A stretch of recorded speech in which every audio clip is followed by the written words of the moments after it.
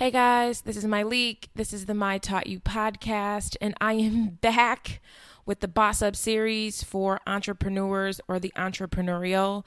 I always say, no matter what it is that you are doing, it cannot hurt you to have an entrepreneurial mindset. This podcast, which is the third in this series, is the Step Your Social Media Game Up podcast, right?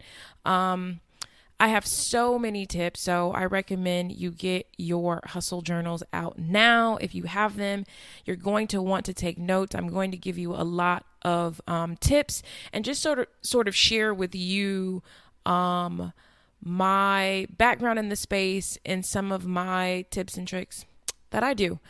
This podcast is brought to you by my good friends at FreshBooks. So, you're racing against the clock to wrap up 3 projects, prepping for a meeting later in the afternoon while trying to tackle a mountain of paperwork.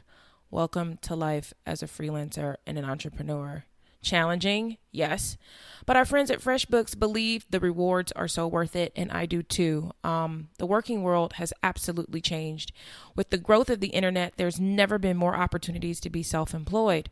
To meet this need, FreshBooks is excited to announce the launch of an all-new version of their cloud accounting software. Guys, you have to check this out. I checked it out and I can't believe it was already easy, and they have just made it so much easier for you to navigate. It's been redesigned from the ground up and custom built for exactly the way you work. Get ready for the simplest way to be more productive, organized, and most importantly, get paid quickly.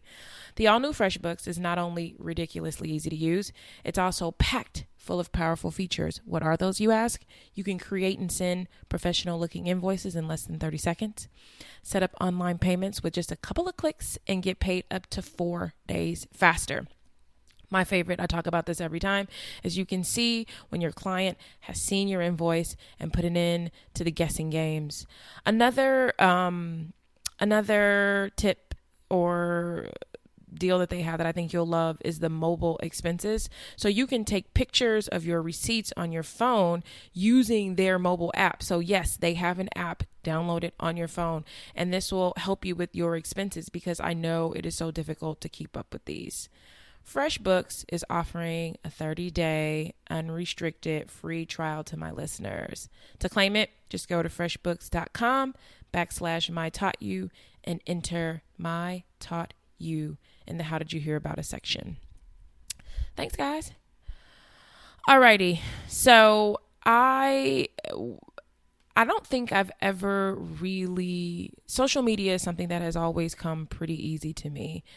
My sort of professional working background began in PR over a decade ago, and my sort of specialty at the time, or what I worked on exclusively, was online press. So I've been online for a long time. I've been on social before Facebook and all that good stuff, before Twitter. I was on message boards. So I totally understand measurement, figuring out what people want to see, what people want to hear about, what people are interested in. And today I am going to share as much as I possibly can about stepping up your game on social media. Now, just to kind of take you through social media. Today, I believe, and it has to be over 100 at this point, but there are at least 100 social media networks. Most of us know about Facebook, right? There's Facebook, there's WhatsApp, there's WeChat, there's LinkedIn, there's Skype, Google, Instagram, Twitter, Viber, Tumblr, Snapchat. There are just so many that you probably are only hanging out on just a few. Flickr, Photobook, Pinterest, the list goes on, YouTube, and it's very long, and I am going to do my best to help you sort of tidy up what you're doing and feel good about social media. So The number one question that I typically get is, should I have my business account and my personal account, and should the two mix? And I honestly believe that those answers are really on a case by case basis. It just depends. I think that at some point you may want to separate yourself from the business, right? And if you are going to do that, then I absolutely will recommend that you have your own social media account. I do understand that it can get difficult managing the two, but it is not impossible. And, your business account focuses on the brand, and your personal account focuses on you and even you as a brand. So, first thing I want to talk about is your package. Like, what is your social media package? What is your tone, right? So the first thing you want to really think about is the type of tone that you will speak in across your platforms. And if you already have your social media platforms up, these are all places, like, consider these tips places that you can potentially make edits, So most of us already have our accounts up, but I believe 2017 will be an opportunity for you to clean your social accounts up and get very consistent about what it is that you're doing. So, your package, who are you? What is your tone? Is it very corporate? Is it very corporate and factual and to the point? Is it more personal? Is it more about your personality? Is it jokey? Are you funny? How much of yourself are you going to infuse in it? And I do believe that it's always best when the tone is a close reflection of who you are. So it should be, if you are slightly dramatic when you see somebody, like, girl, don't be afraid to do that, because there are lots of people who can relate to that. And I believe that it gives your social a heartbeat. It makes it relatable, and it helps us understand sort of what the DNA of the brand is. When you have limited characters, Twitter, and even on Instagram, I mean, every now and then I get a little guilty of this. I try not to go too long. Still try to keep it concise. You want to make sure that you are making the best of your 140 characters. Okay. So you want to keep it reserved for meat and punchlines. What is the best sentence in the whole thing of what you're saying? I know how easy it is to want to sort of go off topic and go into a long monologue, and it's just like, let it go. If anything, save those for your personal account. But if you're definitely dealing with your business, you do not want to get into lengthy monologues. I know they seem good in theory, and they may even speak to you when somebody does them, but they really save those for, blogs. You want to use the avenues for what they're for. And if it is a photo account, you really kind of want to stick to that. And then if it's something lengthier, get a blog or a Medium. If you want to, kind of just do punchlines, I think Twitter is the best space for that. On Instagram, if you are new and starting out and you don't really have a ton of followers, I think that you should pick a sort of theme that you're going to stick to. It can be fluid, or it can be a mix of things. Some people get away with those really beautiful and curated Instagrams. I like those. I think they're great, but I always question myself. I think that super established brands can do that, like a De La Renta or a DKNY, where you can really just be very vague. Nike, you can be very vague and post what you want, because you really aren't relying on social media to sell for you. There are a lot of brands like that, but I do think that you should use social media as a selling tool, especially as you are on the come up. So I think you don't want to go too overboard with those really gorgeously curated Instagrams. I think that you should still infuse personality, and connect with people. I do take issue with, like, memes and stuff like that. Every now and then I find those to be interesting, but for the most part, I think you should save them. I think those are saved, when you want to be funny or something like that. I think you can use those on like Twitter, because I think Twitter is more, kind of like sticky. But for your Instagram, a lot of people use Instagram to verify whether the legitimacy of a company, believe it or not. I think there's even a study that says that, the first thing people do when they hear about something is they go check their Instagram. So I would definitely keep that sort of cleaned up. Next thing, when we're talking about your package and who you are, do you have to have professional photos? Not always. Like, you don't have to have a whole social media account of professional photos, but you should make sure you're taking clear and awesome photos, right? So first thing you should do before you take a single picture on your phone is to wipe off the camera completely. Wipe it off on your shirt, wipe it off on your pants, wipe off the camera, because we throw our phones in our bags and in our purses. We've got grease, oil, lotions on our hands, and we've been holding our phones all day. And most pictures don't look good because the camera's dirty. Second thing that you want to make sure you're doing is, if you want, and this is just, I'm going to give you some of my Instagram app hacks. You may or may not have heard about it, but Facetune, Facetune. Facetune is just a great way to, you got a little pimple, got a little smudge, some things just didn't quite work out, or you had to take a picture really quickly, because that happens sometimes. Like, you run into somebody and you're like, oh my God, let me get a picture. And you cannot go into a full photo shoot because they have to go. Snap the picture and then you work with it. So that's what I usually do. I take it, I don't worry about it, I work with it. I'll use Snapseed, Snapseed, photo editor to cut things, Facetune, and those are the ways that you can get a picture that maybe didn't turn out the best, or a picture you just want to take to the next level, better for your Instagram. Another thing, I know a lot of people struggle with, what should I post every day? Because you need to post daily and you need to be consistent.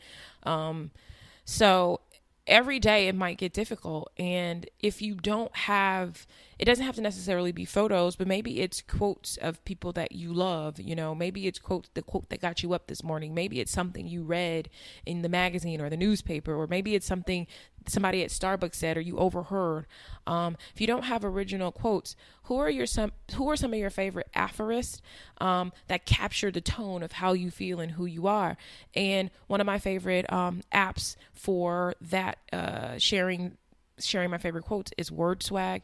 There's another one that I love called Quolective, Quolllective.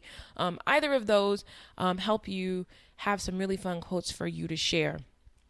At the end of the day, when you're thinking about your social media, the question you need to ask yourself is, what do I want people to think about me or feel about me? Do you want them to feel motivated? Do you want them to feel inspired? Do you want them to feel like you are teaching them about something? Are you the best baker? Do you make amazing vegan meals? Are you the best dog walker? The whole purpose, I think, of social media is to use it to invoke emotion about yourself. One thing I've noticed, I was on Instagram. I'm on Instagram daily, but I was on Instagram the other day and I saw somebody posting about how people aren't really as deep as they think they are on social media. And in my mind, I was like, why are you using your social media to talk about other people? It's just, that's not what it's for.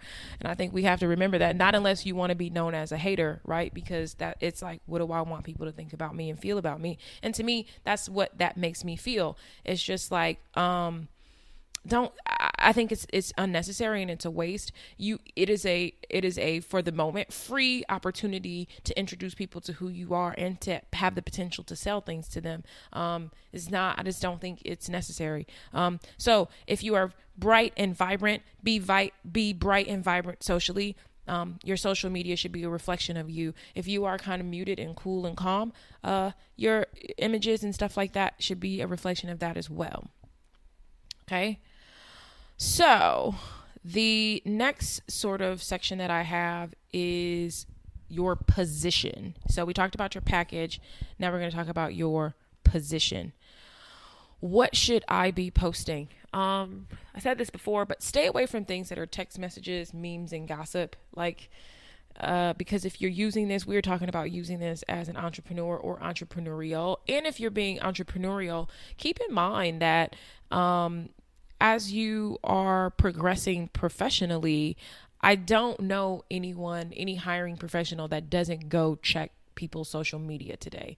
I think in a survey, it's over 50%. It's probably closer to 100% of companies are going to Google you first, and they're going to check your social media and keep things that, are private matters, unnecessary jokes and stuff like that. Unless it's, they've got some things that we're all hopping on bandwagons is one thing, but keep things that are text messages as text messages between your friends.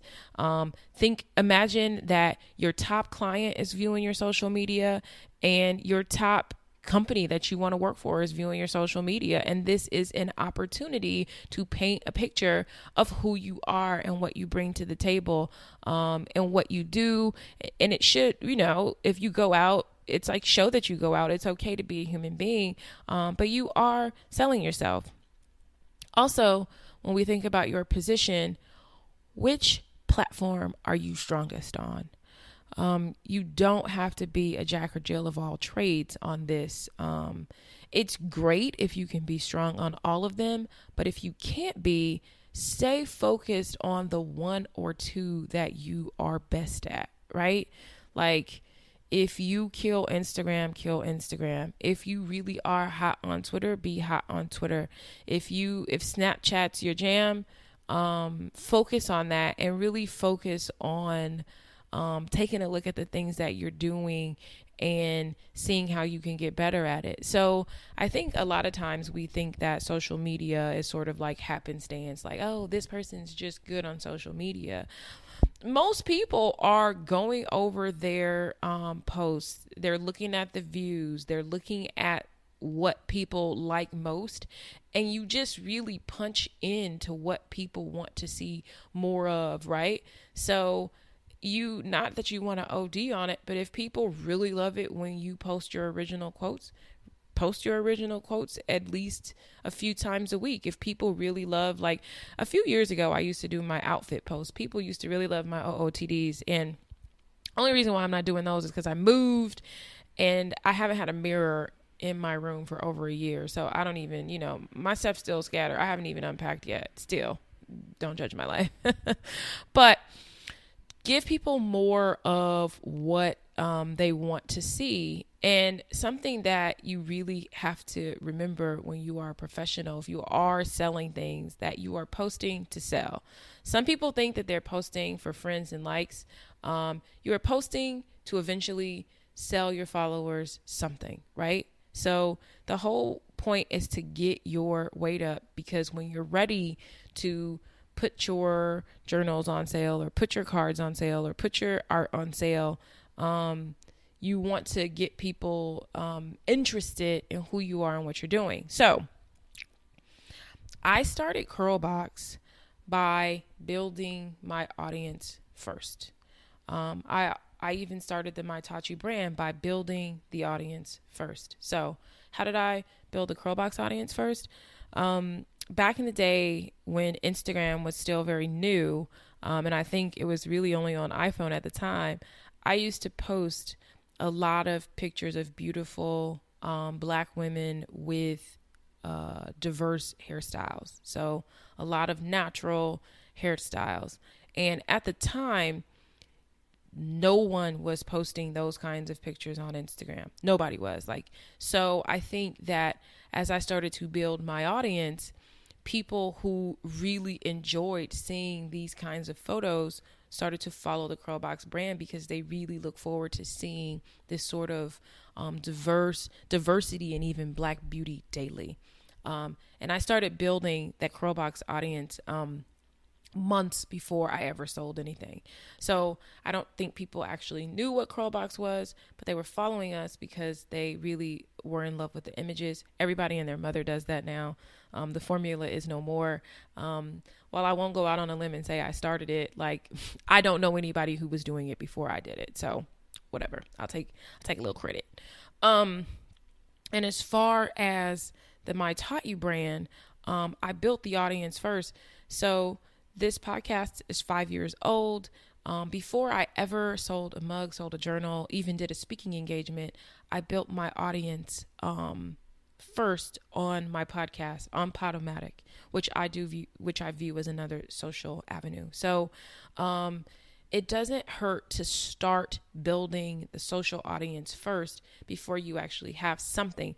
A lot of people are doing that, and I've seen years and years go by, they don't have anything, but whatever it is, you can start working on the audience.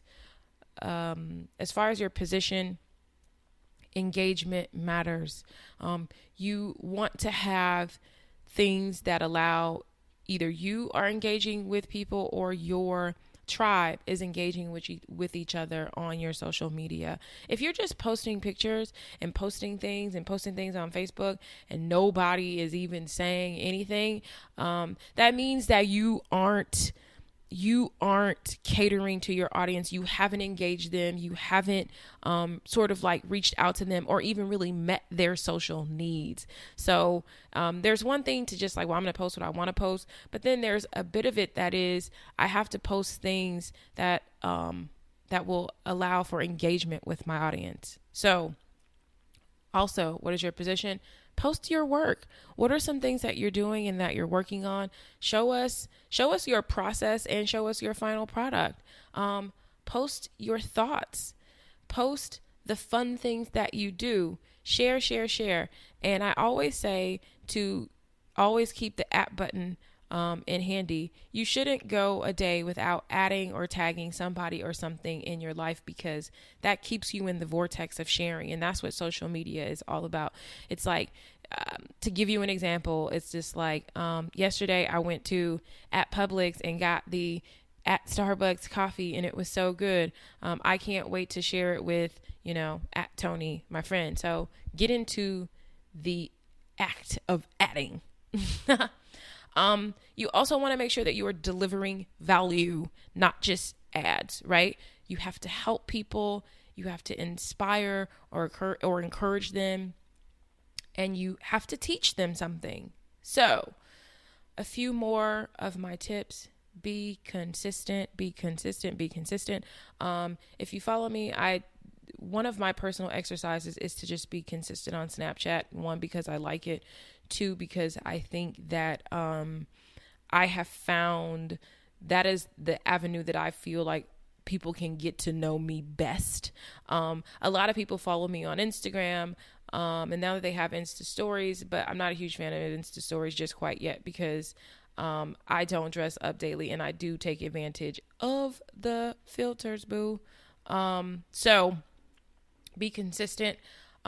Something else you want to make sure you do is address customer issues and concerns as swiftly as possible. Whether we like it or not, people use social media as customer service.